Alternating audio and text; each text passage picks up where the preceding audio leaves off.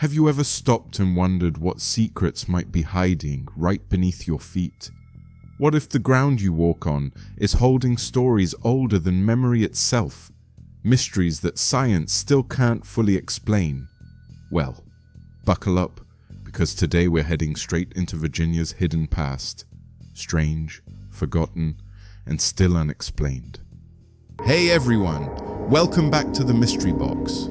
When most people think of Virginia, they picture colonial towns, founding fathers, and battlefields. But that's only part of the story.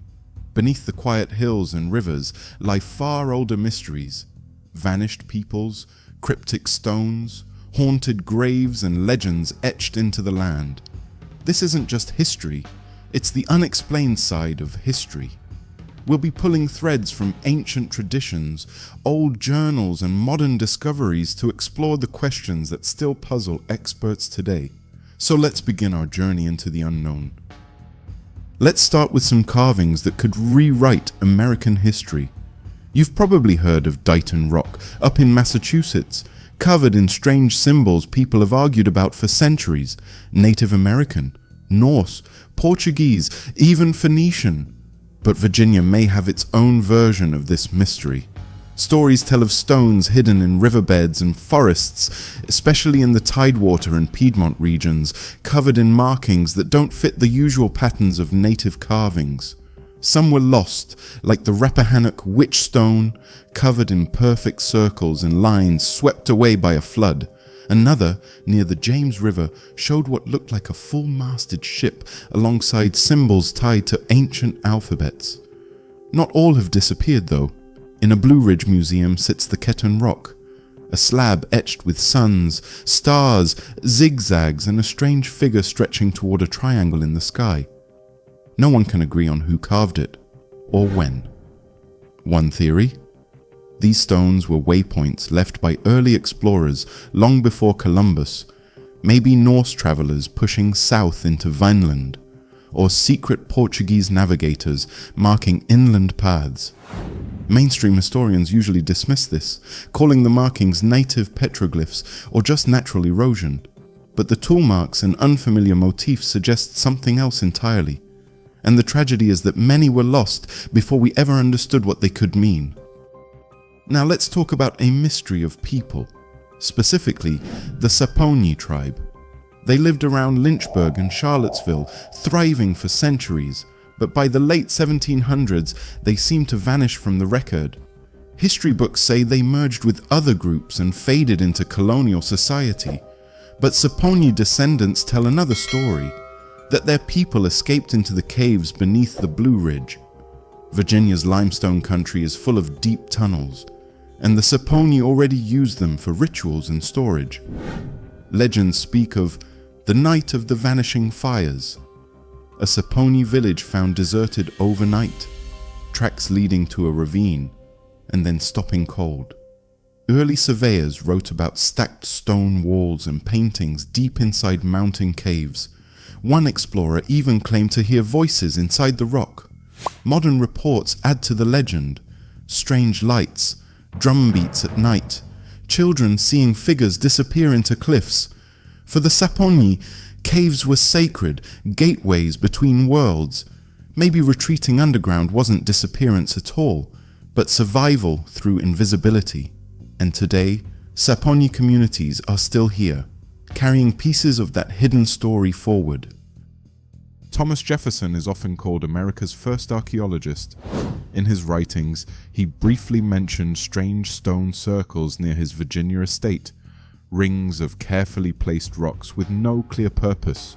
No wells, no graves, just deliberate patterns. Those circles are gone now, but scattered reports describe similar sites across Virginia. When mapped against the sun's path, some align with solstices and equinoxes like miniature Stonehenges. Could Jefferson have stumbled on prehistoric observatories built by people whose knowledge of the stars rivaled anything in Europe? Stories tell of circles where birds wouldn't land, where snow never stuck, where compasses spun without reason. Even stranger, a student who claimed to rediscover one circle mysteriously dropped his research and vanished west, leaving nothing behind. It's possible these were built by eastern woodland tribes, or maybe by a culture that predates them. But over time, development, neglect, and shifting priorities buried the evidence. What's left are fragments, and Jefferson's quiet notes hinting at something we may never fully recover.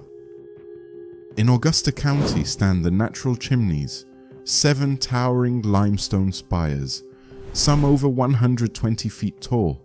They look like nature's work alone, but indigenous oral traditions speak of them as sacred stone ancestors watching the stars. When plotted against the sun and moon, the chimneys line up in striking ways. Summer solstice sunrise casts a shadow that points to a nearby ridge where fires may have once burned. The winter moon rises between 2 spires, and in spring 3 columns align with Orion's belt, the path of souls in many traditions. The site still stirs mystery today. Astronomers camping there during a meteor shower reported meteors seeming to spring from the stones themselves. Farmers tell of animals avoiding the area, and some visitors hear a low hum through the ground.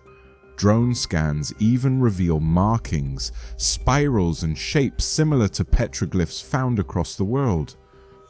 Were these formations just natural wonders, or were they adopted as sacred instruments of sky watching? And finally, the story of Virginia's witch graves. The most famous belongs to Grace Sherwood, accused of witchcraft in 1706. She was ducked into the river, floated, which condemned her, and spent years in prison before returning home quietly. Her burial place is unknown, but locals say it lies beneath a twisted tree where horses won't pass, crops won't grow right, and on dark nights a barefoot woman walks the tree line. Other suspected witches were buried in unmarked or unusual graves, outside consecrated ground, under barns marked with flat stones. Visitors report whispers, shifting headstones, and winds that move the trees but not the grass. Grace was pardoned in 2006, her statue standing in Virginia Beach, but many say her presence still lingers in Pungo's fields and swamps. On July 10th, the anniversary of her trial, the air stills and silence falls. It's more than a ghost story. It's a reminder of how fear once became law. What do you think? Could these mysteries be real pieces of forgotten history, or just stories shaped by time and imagination? Share your theories in the comments below. And if you enjoyed exploring Virginia's hidden past with us, hit that like button, subscribe, and ring the bell so you won't miss our next dive into the unknown. Virginia's ancient mysteries remind us that history isn't just in books, it's in the land itself, in whispers, in shadows, and in stories we're still trying to piece together. The search for answers continues, and maybe you'll be the one to help uncover the truth. Until next time, keep exploring the unknown.